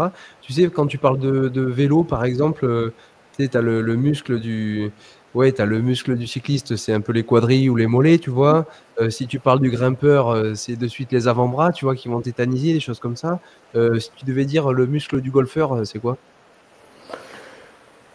Dans dans toutes les formations que j'ai fait, c'était vraiment la notion de abdos fessiers. Un Ok, seul, ce serait compliqué de dire un seul, ouais. mais en fait, euh, ils disent en anglais glutes are the king, abdos are the queen, donc c'est vraiment le roi et la reine, donc les fessiers et les abdos qui sont, c'est eux qui vont te permettre d'avoir un corps qui est stable, solide, Mhm. gainé, et en même temps, c'est eux qui vont te permettre aussi cette dissociation-là, cette rotation entre le bassin et le tronc. Donc ouais, je dirais ces deux-là, les fessiers et les abdos. La Ok, combinaison des deux. ok. Et ça Bon, fait partie. Là, mais moi, tous ceux qui viennent pour le golf, ils en bouffent, c'est du fessier et des abdos. c'est intéressant. Euh, Et on je sait, je voulais te coupe, te... David, et on sait aujourd'hui dans les différents articles scientifiques aujourd'hui aussi, pour monsieur et madame tout le monde ou dans les différentes pathologies comme la lombalgie par exemple, on sait que ce sont les muscles-là qu'il faut travailler aussi, hein.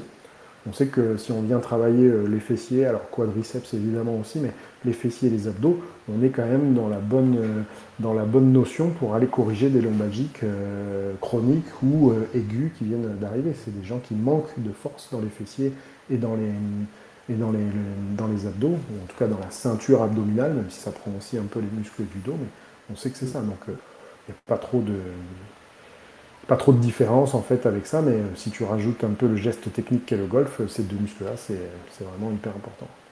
Ok.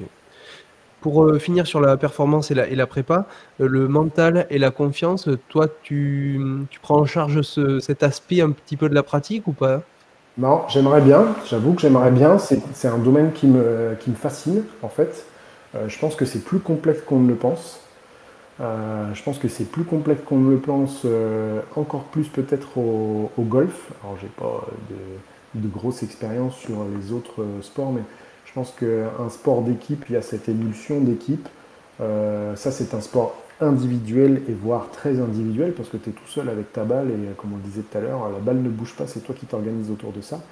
Et en fait c'est un sport où quand tu tapes ta balle, tu as tout ce temps-là pour réfléchir à comment tu vas taper ta balle sur le prochain coup. Et je pense qu'aujourd'hui, les golfeurs, c'est clairement, enfin, tous les golfeurs te le diront, c'est ce moment-là où tu peux aller réussir ou aller manquer un coup.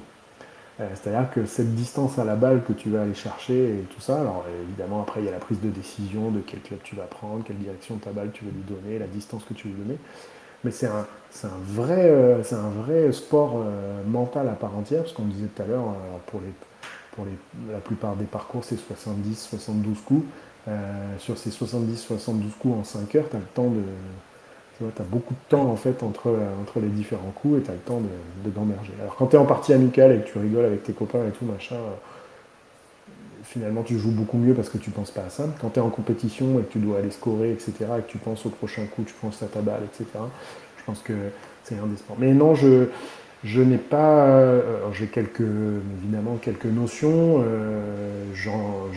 J'engage beaucoup les golfeurs que je suis et les golfeuses que je suis à aller voir des préparateurs mentaux, qui ne sont pas des psys. Hein. Aujourd'hui, faut pas dire préparateur mental, c'est un psy, etc.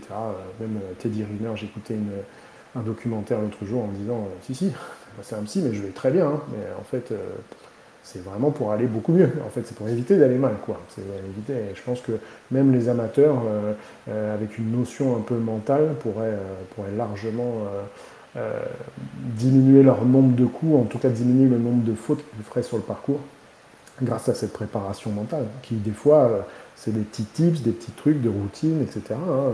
On voit Rafael Nadal placer ses bouteilles sur le parcours, se remettre le bandeau, le machin, les cheveux, etc. Ça, c'est de la prépa mentale. Hein. Le mec a trouvé Ouais. une routine parfaite pour rater aucun coup. C'est Ouais. de la Il prépa mentale. Hein. ritualise le truc, ouais. Ritualise, bien sûr, bien sûr. Ritualise le truc. Moi, je viens du monde du hockey. Les gardiens de hockey, si vous êtes déjà allé voir un match de hockey, ils grattent la glace devant leur but, ils ont la gourde, ils font le truc, ils font avec leur truc, ils font un petit mouvement de papillon avec leurs jambes, etc. Ça, c'est du rituel, c'est pour se mettre dans le match. Et en fait, quand on a ce rituel-là, cette préparation mentale-là au golf, bah, c'est ça, c'est d'amener une routine. Alors moi, à mon petit niveau, c'est ce que j'amène comme conseil à ceux qui jouent au golf, c'est de se créer une petite routine qui leur est propre. Et donc du coup, bah, si cette routine-là marche, le cerveau il va savoir que lorsque je fais cette routine-là, ça va marcher, quoi. Voilà, c'est la notion, c'est la seule notion que je peux apporter parce que très franchement, c'est pas mon domaine. Par contre, je sais que ça a une place extrêmement Ok. importante sur le monde du golf et dans le monde professionnel encore plus. Ouais, ouais. Et tu vois, moi, j'ai une petite réflexion. Bon, j'ai pas fréquenté. Et peut-être un jour, j'espère le haut niveau. C'est pas quelque chose que je connais en tant que prépa ou que kiné, tu vois. Mais de ce que je vois et ce que je peux observer, j'ai l'impression que, si tu veux, le mental, c'est ni plus ni moins que de savoir que tu es prêt à performer. Et j'ai l'impression qu'en fait, tout ça, c'est un petit peu enfin, de mon point de vue, j'espère un jour peut-être changer d'avis si je parle avec un prépa mental, tu vois. Je suis ouvert à ça, mais j'ai l'impression qu'en fait, avoir du mental, c'est juste être suffisamment préparé pour être en confiance et pour savoir que le jour J, ben, tu déroules, quoi. Tu fais ce que tu sais Ouais. faire. Et je vois pas vraiment ce que c'est d'autre, quoi. Tu vois, le mental. Moi, je suis un peu d'accord avec toi. C'est bien évidemment de la préparation, mais c'est aussi de se trouver. Pour moi, la préparation mentale, elle est aussi et surtout là quand ça va pas. Ça veut dire se retrouver dans Oui. une condition mentale. Quand je vois moi au golf, quand tu loupes un coup et que tu loupes par exemple deux coups d'affilée, ça a tendance, alors bon, les gens ont des caractères différents, mais ça a tendance quand même à venir très vite dans ton esprit quelque chose de noir, un peu de pas bien, quoi. Et de se remotiver, de se relancer mentalement à aller faire le prochain coup pour le réussir, je pense que c'est ça la vraie force de la préparation mentale, c'est d'être capable de revenir à quelque chose de présent, de revenir à quelque chose qui va te rassurer peut-être, te sortir un petit peu de ce mauvais coup, cette mauvaise passe, ce mauvais moment, et te dire, ok, on repart sur un truc qui est connu, une routine, un truc, je bois un coup d'eau, je mange un bout de banane ou je ne sais quoi, n'importe quoi, hein, il y a des gens qui trouvent n'importe quoi pour le faire. Et ça te remet dans un espèce d'esprit où on zappe ça. J'écoutais, encore une fois, je suis très fan de sport, hein, j'écoute beaucoup de podcasts, j'écoute beaucoup de trucs. J'écoutais notre basketteur français Tony Tony Parker? Parker, pardon, Tony Parker, qui disait qu'il avait demandé un jour, je crois que c'est à LeBron James, de savoir comment il faisait pour euh, louper autant de paniers et en même temps être le plus fort, quoi. Et parce qu'il disait qu'il loupait beaucoup plus de paniers qu'il en mettait. Et pourtant, ça devient, enfin, c'est aujourd'hui un des plus grands joueurs de basket de la planète. Il y a Michael Jordan peut-être, etc. Mais un des plus grands, c'est pas niable. Et en fait, il disait, bah, ils ont dit, bah, la capacité à faire reset, quoi. Je loupe quelque chose et la capacité à dire, ça y est, c'est fait. Je fais reset. j'oublie ce coup-là, et le prochain, je le réussis. Et en fait, Tim Parker disait, à partir du moment où j'ai fait ça, les stats ont monté de 35%. Mes stats ont monté de 35%. Donc je pense que c'est ça, en fait, la capacité de la préparation mentale, c'est de se dire, ben voilà, quand ça va bien, j'ai le flow pour dire ça va bien, j'ai ma routine et tout ça. Et quand ça va mal, j'ai aussi des astuces pour me dire, je peux me retrouver dans un état d'esprit qui n'est pas bon, j'arrive à aller dans un état d'esprit qui est bon grâce à la prépa mentale. Ok. C'est Ouais, ça. tu vois, il y a matière à discuter quand même Ah oui, là ouais. aussi, c'est clair. Ouais, Ouais. c'est très très intéressant. Et ouais, ouais. Je voulais parler de toi maintenant un peu, de ton Oui. rôle de kiné et de prépa physique ou de coach. On fait appel à toi pour augmenter tes performances ou pour des blessures. Euh, comment ça se passe? Là, aujourd'hui, je me suis plutôt mis sur la case plutôt blessure, douleur, on va dire. Bien évidemment qu'aujourd'hui, il y a des gens par les compétences de kiné, de préparateur physique, enfin, de préparation physique, etc., qui viennent me voir aussi pour me dire, et notamment des joueurs professionnels qui viennent me voir en disant, bah, moi, je veux que tu m'accompagnes pour me faire ma programmation, que ce soit pendant ou à l'intersaison, pendant la saison ou à l'intersaison. Et du coup, si je me blesse, bah, c'est bien parce que tu as aussi cette casquette de kiné que tu peux remettre vite fait et pouvoir me conseiller sur tel ou tel réel. Donc, on va dire que c'est plutôt l'aspect douleur. Quand j'ai un golfeur qui a mal, il peut me contacter, on fait un bilan par rapport à cette douleur-là, on essaye de poser un diagnostic, mais surtout un programme ou des mouvements, ou si c'est ici en présentiel, une séance qui soit en tout cas qui diminue la douleur ou qui va la faire disparaître. Et du coup, bah, ça enchaîne un petit peu sur ce que tu demandes, c'est que finalement, une fois que la douleur est passée, ou en tout cas on a réussi à moduler ces symptômes douloureux, et ben là on arrive sur presque de la préparation physique, parce qu'en fait, notre rôle, enfin en tout cas mon rôle à moi, c'est de faire en sorte que ça ne récidive pas. Même si aujourd'hui j'aimerais bien que tout le monde ait des douleurs et que tout le monde vienne me consulter, mais ce serait très égoïste de ma part. Mais c'est pas ça mon but. Mon but c'est que les gens, comme je te le disais au début, jouent le plus longtemps possible, avec le moins de douleur. Et qu'en fait aujourd'hui, bah, cette douleur qu'on a à un instant T, on puisse la diminuer, voire l'effacer complètement. Et puis ensuite, bah, ça s'apparente à de la préparation physique pour que ça ne récidive pas et que la personne ait aussi les outils pour dire, voilà, quand j'ai mal, j'ai tel truc, maintenant, ça Du coûte coup, plus de ça. la question suivante, c'était du coup, où s'arrête le kiné, où commence le coach? Tu vois, c'est ça le point un petit peu où on peut se poser la question. Ouais. Moi, je crois qu'aujourd'hui, il y a plus trop de barrières.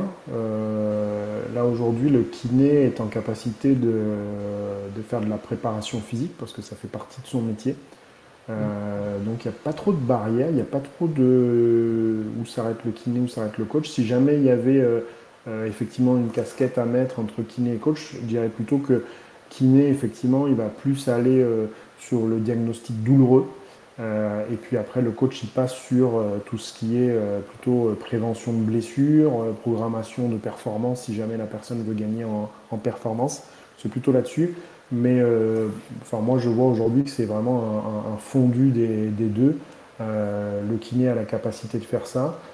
C'est arrivé avec le hands-off, là, comme ce qu'on disait tout à l'heure, hein, la capacité des kinés à pouvoir proposer des exercices du mouvement qui est arrivé assez récemment là. Là, par contre, ce qu'il faut pas perdre de vue, et puis pour ceux qui nous écoutent aussi, c'est que lorsque le kiné veut faire de la préparation physique, ou en tout cas veut faire de la performance, de la programmation, de prévention de blessures, ou comme ça, le 3 fois 10 répétitions, vous savez que c'est pas un préparateur physique, hein. Aujourd'hui, je crois qu'il y a des préparateurs physiques qui sont très très très très haut niveau. Bah, tu parlais de ton interlocuteur de la dernière fois, qui est quand même une sommité Frédéric. dans la, c'est une sommité dans la préparation physique. Je pense que si aujourd'hui certains kinés, et même moi j'imagine, parlaient avec lui, on aurait beaucoup, beaucoup, beaucoup de choses à apprendre de lui. Oui. Et on a beaucoup de choses à apprendre chacun dans nos métiers différents et respectifs. Mais aujourd'hui, si les kinés veulent faire de la préparation physique, veulent faire de la programmation, etc., il faut des formations qui soient quand même assez exemplaires. Moi, j'ai la chance d'avoir fait une bonne formation en kiné du sport qui m'a apporté quand même beaucoup de choses. Et puis j'ai profité du Covid et de l'avènement du e-learning et de choses comme ça pour faire pas mal de formations là-dessus et de me renseigner, de lire beaucoup sur la préparation physique pour pouvoir me former. Mais on ne peut pas faire de préparation physique avec uniquement le seul cursus de kiné aujourd'hui. J'ai encore un pied dans les IFMK et sorti d'IFMK, on n'est pas capable de faire de la préparation physique en tant que tel. Ça va peut-être changer et on arrivera peut-être à quelque chose de qualitatif, mais c'est encore léger pour aujourd'hui. Ok, ok. Je voulais quand même parler de blessures quand même, c'est un sujet Ouais. important. Dans le golf, les blessures les plus fréquentes pour toi, c'est quoi? C'est quoi, tout simplement? Lombalgie, douleur des lombaires, bas du dos. Oui. Épaule, ça c'est la deuxième. Et après, ça dépend. Après, on est sur différents cas en fonction de si c'est amateur, haut niveau, et si c'est homme ou femme. On a beaucoup de douleurs au niveau du coude, ce qu'on appelle tennis elbow ou golf elbow.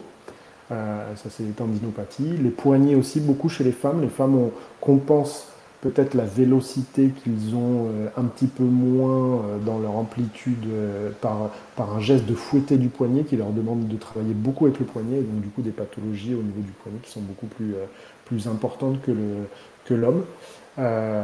Et après, c'est ce qu'on appelle des pathologies de overuse en anglais, c'est de surutilisation. Donc, plus tu montes en niveau, plus les gens s'entraînent aux practices, donc tape beaucoup plus de balles. Donc là, bah, c'est des pathologies tendineuses, hein, des tendinopathies, des choses comme ça. Mais vraiment, number one, c'est la lombalgie, chez tous, hein, amateurs, haut niveau, c'est la douleur du dos. Épaule, et après, coude, main, un petit peu de genou pour certains, mais voilà, le gros vainqueur, c'est la lombalgie quand même. Ok, Donc, ok. Et après, tu vois, Ouais. je voulais te poser la question, justement, tu es en train un peu d'y répondre, mais les blessures, justement, elles surviennent à l'entraînement en jouant au golf ou bien dans l'entraînement physique que tu fais à côté pour les professionnels, tu vois, à quel moment elles surviennent? Chez le golfeur amateur, elle arrive bien sûr de toute façon sur le parcours, mais ce n'est que révélateur de ce qu'ils ont dans la vie quotidienne. De mon expérience, aujourd'hui, c'est très rare de se blesser quand tu vas faire 18 trous, à moins que ta balle elle soit sur une souche d'arbre, tu tapes dans la souche ou que tu n'avais pas vu un caillou en dessous, etc. Et qu'effectivement, bah, tu te blesses là-dessus. Ça peut arriver, ça peut arriver, c'est des blessures qui peuvent arriver. Assez rares quand même, très, très peu fréquentes. Mais le golfeur qui fait 18 trous et au sixième trou, paf, tombe à genoux parce qu'il y a une pointe dans le dos, etc. C'est un mec qui était déjà lombalgique ou qui avait quelque chose qui était là depuis avant. Et en fait, le geste technique du golf va être révélateur de cette douleur-là. C'est très rare. C'est pas vrai chez les golfeurs pro. Effectivement, bah, les golfeurs pro, la préparation physique, la préparation technique, donc comme on disait tout à l'heure sur le practice, à taper 2, 3, 4, 5 sauts de balle par jour, etc. Ça, la surutilisation du corps par rapport au geste technique, parce que c'est un geste technique qui est tout le temps dans le même sens. Hein. On ne joue pas dans l'autre sens. Hein. Tu vois, hockey sur glace, on peut jouer dans les deux sens. On peut travailler avec différents mouvements. Au baseball, au tennis, on a le coup droit, on a le revers, etc. Là, effectivement, c'est que dans un sens. J'ai dit baseball, mais c'est pas vrai, du coup c'est dans le même sens que le golf, c'est le même chose. Là, comme c'est dans le même sens, bah, il y a toujours cette même cinématique de mouvement, et donc qui peut engendrer, effectivement, dès qu'il y a un petit grain de sable dans l'engrenage, bah, qui peut engendrer des pathologies, mais de surutilisation, donc prépa physique, ça. Et donc, bah, c'est des choses, bien évidemment, qui sont souvent révélées sur le parcours, mais c'est plus souvent qu'ils se blessent en prépa physique ou sur la prépa technique, plutôt que sur le parcours. C'est assez rare. Ok, le fameux, donc je crois que c'est Airshot le nom, tu sais, quand tu loupes la Ouais. balle. Ouais. Tu te blesses pas en faisant ça? Si, là, tu as plus de chances de te blesser, mais parce que tu veux bourriner, t'en es pas capable. C'est J'ai plus déjà fait ça. du practice, moi, tu sais, c'est pas Airshot, c'est floor shot, on va l'appeler. Ouais, c'est ça. Alors, C'est taper le sol. t'appelles Tu peux ça, te faire mal aussi. là, ça, tu peux te Mais, faire mal. Ouais, c'est ce que je disais avec comment ça s'appelle, la racine ou le caillou qui est tout sous ta balle. Le caillou que tu vois ah pas, voilà, ouais. tu as l'herbe, tu as le caillou qui est porté par l'herbe et en dessous, tu as un caillou. Toi, avec ton club, tu vas aller taper le caillou, donc tu vas forcer et puis ton club va s'arrêter très vite. Effectivement, oui, ça peut être générateur de pathologies. Mais ça, c'est plus des pathologies bah, comme si tu tombes en motocross et puis que tu te casses un poignet. Là, c'est la chute qui t'a t'a fait la pathologie, c'est pas le motocross qui t'a fait la pathologie, tu vois. Ouais. La pathologie du motocross, c'est plutôt les tendinites, les choses qui vont être plutôt de l'ordre du serrage de guidon, ou de choses comme ça. Là, effectivement, sur les On se blesse chutes, tu tellement vas... souvent que, on se blesse Ouais, c'est tellement souvent ça. que t'as pas le temps qu'elles arrivent, celles-là. Pas le temps. Ouais, c'est vrai. Donc c'est Et pareil pour ouais, le golf. d'accord. Du coup, ouais, le golf, c'est plutôt des blessures, ouais, en français, on dirait, mais c'est mal dit, d'usure, ouais, de overuse. Overuse, c'est surutilisation surtout. Ouais, C'est plutôt surutilisation, ouais. surutilisation et ça se voit vraiment plutôt chez le golfeur haut niveau, amateur haut niveau ou professionnel. Chez les monsieur et madame tout le monde qui jouent un ou deux parcours dans la semaine et une compétition le dimanche, là c'est clairement les douleurs qu'ils ont dans la vie quotidienne qui sont révélées par le golf, quoi. Ok. Ça, c'est ma niche, hein. Aujourd'hui, quand je dis une niche, c'est pas du tout péjoratif, c'est vraiment ce que j'essaye de mettre en place aujourd'hui par les réseaux sociaux. On en a parlé tout à l'heure sur Instagram, sur YouTube, etc. C'est vraiment ça, des petits conseils pour que les gens sachent que tel mouvement, telle mobilité, tel renforcement peuvent les aider dans la vie quotidienne à faire en sorte que quand ils jouent au golf, ils n'aient pas ces douleurs-là. D'accord. Ils utilisent ces mouvements, ils utilisent ces conseils-là dans la vie quotidienne. Ça améliore bien sûr leur vie quotidienne parce que on bouge, hein. Mais évidemment que ça va être très bénéfique après pour le golf. Ok, oui, c'est important. Quand c'est le seul moment de plaisir que ces gens s'accordent aussi, qu'ils ne Ah, soient pas en ouais, souffrance quand ils le font. d'accord. Ouais. Ok. Tu parlais tout à l'heure de l'erreur de ne pas s'échauffer. Il y en a d'autres pour prévenir un petit peu les blessures? Je crois que c'est chauffer, c'est vraiment le numéro un dans la liste. Et puis quand je vois le nombre de golfeurs effectivement qui arrivent 2 minutes avant leur départ et qui ne s'échauffent pas du tout avant de taper le premier coup, je pense que c'est vraiment ça. Après, là aujourd'hui, si vraiment les gens veulent jouer longtemps et sans douleur, je pense qu'il n'y a plus trop le choix que de faire un petit peu de mouvement, un petit peu de préparation physique. Alors des fois, on voit aussi un peu la préparation physique comme un truc hyper complexe, mais ne serait-ce que de faire 2, 3 mouvements par jour, un peu de squat, un peu de fente, peut-être un peu de pompe sans faire des vraies pompes, mais des pompes à genoux par exemple. Juste le fait de redonner un petit peu de tonicité à ses muscles, de tonicité à son corps, faire quelques abdos, faire quelques gainages dont on parlait tout à l'heure, etc. 10 minutes, un quart d'heure, 2, 3 fois par semaine, déjà, ça a tendance à nous améliorer déjà notre métabolisme de base, et puis ça va permettre aussi au corps d'être en meilleure santé. Ça, c'est pour la vie de tous les jours. Et puis, ça va nous servir. Et quand je vois aujourd'hui les résultats qu'on a en 15 jours, un mois, des fois 3 mois, avec certaines personnes qui avaient quasiment jamais fait de préparation physique, je dis, ah bon, mais j'ai pas de poids chez moi, j'ai pas de truc, j'en ai pas besoin. On n'a pas besoin. Quelques fentes, un peu de squat, comme je disais, un peu de pompe, des choses comme ça, c'est déjà la base du mouvement et la base d'une situation où on va aller réintégrer du mouvement, on va réintégrer de la tonicité dans nos muscles et puis on va s'éviter d'avoir mal et puis surtout on se sent beaucoup mieux, hein. Ok. On se sent beaucoup mieux dans la vie de tous les jours, on se sent beaucoup mieux dans le golf, hein. Ok, donc s'échauffer, s'entraîner un petit peu, ne serait-ce que 10 minutes, voilà, 2, 3 fois par semaine. Tu en aurais un Exactement. dernier, un petit conseil pour prévenir les blessures? Là, c'est pas mon domaine non plus, mais j'aurais dit la nutrition, pour le coup. Ok. Ça, c'est pas mon domaine. Je bosse, puis je demande souvent conseil aussi parce que les conseilleurs sont pas forcément les meilleurs, parce que moi aussi j'aime bien manger, etc. Mais c'est vrai que la nutrition, aujourd'hui, on s'aperçoit que ça fait quand même partie intégrante de la préparation, de la récupération.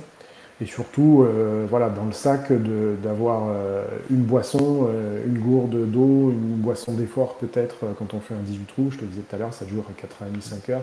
Chez nous, là, ici en Martinique, il fait entre 30 et 34 degrés, donc tu as intérêt d'avoir de l'eau dans le sac parce que sinon, tu as vite fait de faire une déshydrate et puis du coup, ton jeu de golf est complètement aléatoire. Et puis, bien se nourrir avant, c'est-à-dire quelque chose qui te tient pendant au moins 2, 3 heures, et puis pouvoir s'alimenter sur le parcours avec des choses qui sont intéressantes, comme dans un sport d'endurance, quoi, des barres de céréales, des choses comme ça. Pas de coca, pas de barres Mars, des choses comme ça, mais sans citer de mauvaises pubs. Mais voilà, quelque chose qui te. Mais je pense que c'est ça, un des piliers aussi principal, ouais, c'est la nutrition dans tout sport, hein, pour éviter les Bien sûr. blessures. Je pense que ça. Mais ça, c'est plus mon domaine. Et si Ok. vous voulez Mais tu vois, un bon site Instagram qui est Nadia, c'est NutriGolf Pro, ok. qui est très intéressant à aller consulter. Donc des très Ok, bons mais conseils. on ira voir après s'être abonné à ton profil et à ma chaîne YouTube. Super, exactement. Et qu'est-ce que je voulais dire par rapport, oui, par rapport à l'alimentation, tu vois, je me disais le golf, dans certains sports, le poids c'est un désavantage compétitif, tu vois. Mm. Par contre, j'ai l'impression que tu peux être bon au golf si tu as un bon gainage, un bon équilibre et la troisième qualité, une bonne mobilité. Tu peux être en surpoids et bien performer au golf, non? Ouais, c'est l'avantage aussi. Alors là, aujourd'hui, on n'en voit plus, hein. De golfeurs de haut niveau en Mm. surpoids, c'est quand même rare. On le voit, hein. Il y a des mecs, c'est pas des dieux grecs en termes voilà, physiques. Quand tu les regardes, effectivement, il y a toujours la petite bedaine, des choses comme ça. Ceux qui sont dans le top 10, top 15, top 20 mondial, ils n'ont pas trop la bedaine, hein. C'est quand même des mecs qui sont des sportifs de haut niveau et qui sont très athlétiques. Et alors après, bah, ça revient un petit peu à ce qu'on disait au tout début, c'est que bah, tu as des mecs quand même qui ont une aptitude spéciale Non. et qui n'ont pas forcément besoin d'être athlétiques pour pouvoir performer. Et là, effectivement, bah, là, c'est merci la génétique ou merci je ne sais quoi, mais en tout cas, bah, tu as des mecs qui performent et qui sont capables, avec un peu moins de préparation physique que les autres, un peu moins de technique que les autres, avoir quelque chose, une aptitude qui fait que bah, ils sont dans les meilleurs parce qu'ils ont ça, quoi. Ok. Ça, c'est le Et du coup, talent. ouais, mais pardon, ouais, je voulais dire, c'est, du coup, c'est peut-être, tu pourrais peut-être performer en étant en surpoids, mais le fait est que pour atteindre le haut niveau, il faut tellement s'entraîner que c'est presque impossible d'être en surpoids et à très haut niveau. Tu le vois comme ça plutôt? Moi, je le vois comme ça. Je pense que ça se tient aussi dans la durée. Je pense que si tu es Ouais. en surpoids, évidemment, dans la durée, tu as plus de raisons et plus de chances, ou en tout cas de malchance de te blesser aussi. Parce que, bah, encore une fois, c'est comme dans la vie quotidienne, hein, ça joue sur les articulations, ça joue sur tout. Mais néanmoins, effectivement, on voit qu'il y en a qui sont aussi en surpoids dans le golf qu'on ne verrait pas dans les Ironman, au football. C'est rare d'avoir quelqu'un qui est en surpoids. Donc ça se fait, mais je pense que tu ne peux pas performer des années en étant dans ces conditions-là. Je pense pas. Ok. Ok.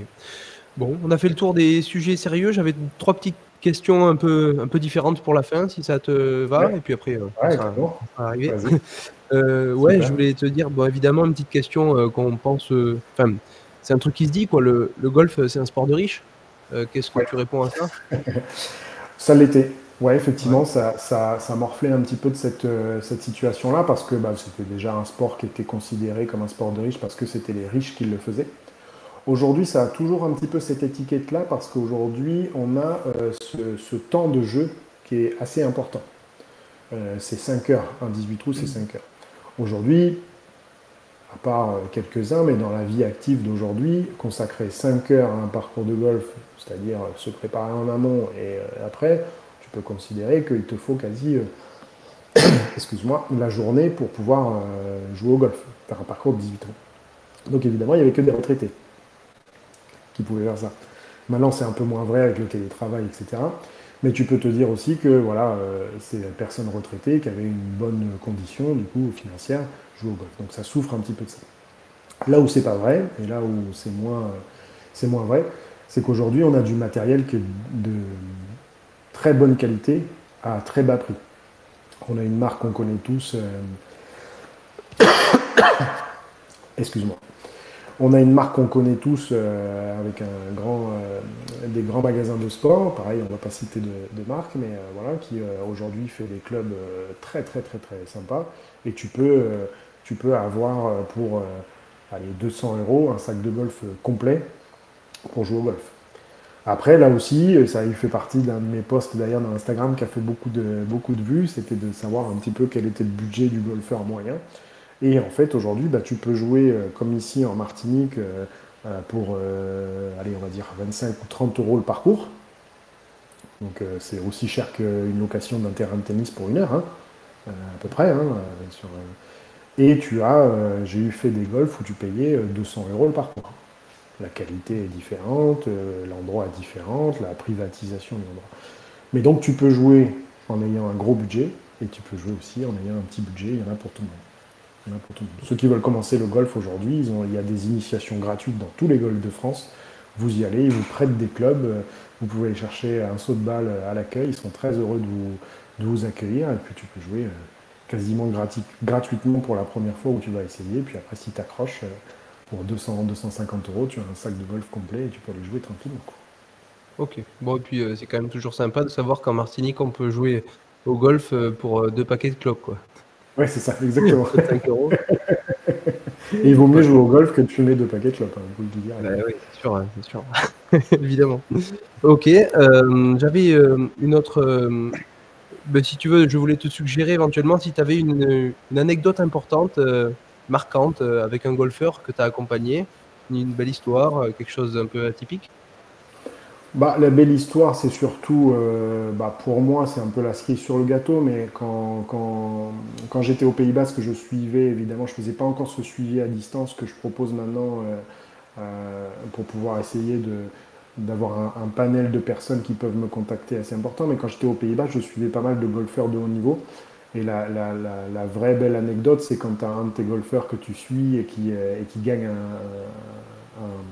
comment dire, une compétition ou un championnat et qui te ramène la semaine d'après la médaille ou le trophée. Ça, c'est vraiment pour nous, quand tu es dans un staff, c'est vraiment super, super sympa. Après, sur l'anecdote d'aujourd'hui, la vraie belle anecdote, c'est tout ce que peuvent me donner ou les commentaires que peuvent me donner les gens que je suis aujourd'hui. Et puis, cette, comment dire, cet étonnement par rapport au fait que tout ce qu'on met en place, etc., ça fonctionne non seulement parce que les mecs ont plus de douleur au bout d'un mois ou deux, des fois même 15 jours, il n'y a plus du tout de douleur, donc ils peuvent jouer très bien.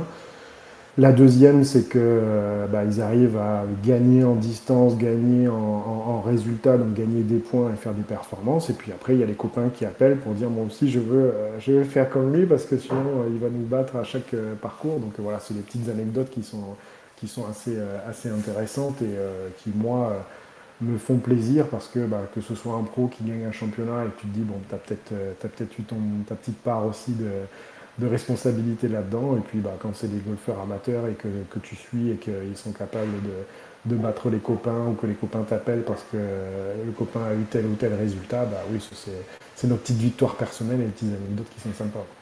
Bah, c'est cool, ouais, et puis c'est clair, il n'y a pas de petite victoire et toute victoire Non, est belle si elle a été dure à obtenir, en fait. C'est cool. exactement, Ouais. exactement. Ouais, le travail paye et puis ça montre que le process aussi est bien en place parce que du coup, pour l'instant, je croise les doigts et je touche un peu de bois. Il n'y a pas de mauvais résultats en ce moment. Enfin, il n'y a pas de mauvais résultats depuis que j'ai commencé. Il n'y a pas de flop, C'est cool, quoi. Ouais, c'est c'est cool, très c'est cool. bien. Ouais. Dernière question. Si j'étais un jeune ado, comment tu pourrais me convaincre d'essayer le golf, de me mettre au golf? On l'a déjà pas mal dit dans le chose, mais déjà, il y a cette particularité communautaire. Le golf est un peu comme le running, un peu comme le crossfit, etc. C'est vraiment une communauté de golfeurs qui sont bienveillants et j'invite tout le monde, comme je disais tout à l'heure, à aller dans un golf, à aller essayer. Vous pouvez aller taper des balles sans être golfeur, vous pouvez aller essayer avec des copains, des copines, les parents, les grands-parents. Vous pouvez aller essayer un après-midi d'aller taper des balles au golf. Ils sont toujours très heureux d'accueillir. Dans tous les clubs, ils sont très heureux de vous accueillir. Donc là, il y a l'aspect un peu communautaire qui est cool. On est quand même sur des parcours en pleine nature qui sont quand même exceptionnels. Donc on va marcher, on a une recommandation à peu près de 10 000 pas par jour. Là, on en fait largement plus quand on va jouer au golf. Donc pour la santé, c'est quand même un des critères principaux. Et donc du coup, on apparente aussi aujourd'hui le golf comme un sport santé. Et puis la dernière, c'est que le golf, comme je le disais tout à l'heure, peut être joué à tout âge et à tout niveau, et on peut jouer ensemble. C'est-à-dire que si tu as envie de jouer avec ton grand-père, ton fils, ton neveu, ton machin, on peut tous jouer ensemble. Donc ça fait que c'est un sport qui est hyper sympathique en termes de socialisation, de communauté. On est dans la nature. Et puis le dernier, c'est que si on accroche après, c'est pour toute la vie parce que c'est un sport qui est hyper challengeant, que ce soit, comme on l'a dit, mental ou physique. Si on veut progresser, c'est un sport qui te suit partout toute la journée. et pour lequel tu as envie à chaque fois d'aller gagner un petit truc. Alors il y a des jours avec, il y a des jours sans, comme dans tous les sports, mais ça te rappelle toujours, toujours envie d'y retourner. Bon, ben, c'est Donc cool, c'est si super. vous voulez pas accrocher, il faut pas y aller. C'est ça le truc. C'est ça Eh bien, écoute, c'est c'est ça, bien vendu. Et puis, franchement, j'ai passé un très bon moment avec toi, Matt. C'était cool. partager, partager, Eh ouais. ben, c'est super. Tu sais, je pense que bon, c'est un domaine que je connais pas, mais quand on est passionné de sport, de découvrir les choses, ben, en fait, on est passionné un peu de tout. Et puis, tu vois, moi, ce qui me plaît, c'est que quand tu as affaire à un mec comme toi qui est passionné par ce qu'il fait, eh ben, c'est forcément intéressant. Donc, Ouais, c'est gentil. j'espère que ceux qui nous ont écoutés ou regardés auront appris des choses. Personnellement, j'en ai appris beaucoup. Et franchement, ça m'a vraiment donné goût au golf. C'est cool. Je vais aller essayer. Tu C'est sais, je suis une en de mes Dordogne, missions. moi. Je suis en Ouais. Dordogne, tu connais? C'est Oui, oui, un peu, ouais. en Aquitaine aussi, tu vois. Exactement. Voilà. Et puis il y a deux golfs juste à côté de chez moi. Nous, on est dans le Périgord noir. Il y a des beaux sites, tu vois. Tout Donc à c'est fait. cool. Ah, ça, c'est cool. Et ben, écoute, où c'est que ceux qui nous ont écoutés, si ça les intéresse, où c'est qu'ils peuvent te suivre Alors, particulièrement? j'ai principalement la plage Instagram, c'est là où se passe à peu près l'ensemble de mes contenus, que ce soit les contenus conseils comme les contenus sur des programmations, etc. Donc c'est MVP Golf, comme vous pouvez le voir en bas de la page, là, vous tapez MVP Golf sur, Ah, le lien. sur Instagram, voilà, on mettra le lien. Et après, j'ai un site internet aussi, MVP Golf, avec effectivement tout le process, tout le déroulé, avec toutes les informations, les différents articles aussi. Il y a des articles de presse que je mets aussi. Donc voilà, il y a des programmes aussi que vous pouvez télécharger en PDF, etc. Donc voilà, pas hésiter. Et YouTube, qui est un petit peu quand même le copier-coller avec quelques versions un peu plus longues de mes vidéos. Là, j'avoue que YouTube, c'est quand même pas forcément le réseau social principal, c'est plutôt Instagram, mais vous trouvez aussi du contenu sur YouTube. Donc voilà, c'est Super. essentiellement c'est tout. Bon, eh ben super. Merci beaucoup. On a tenu, tu vois, on a débordé un peu. Hein. On devait faire Ouais, 1 heure. finalement, ouais, c'est ça. Bah, quand tu es passionné, ça parle, hein, ça tchatche. Hein. C'est ça. Merci beaucoup, Matt. À Eh ben, bientôt. merci de ton invitation, David, et à très bientôt. Et surtout, abonnez-vous à la page YouTube de David. À Allez, très vite. merci. Et vous aussi au compte Insta de Matt. Ciao. Ciao. Alors, Ben voilà, c'était cool ça. ouais.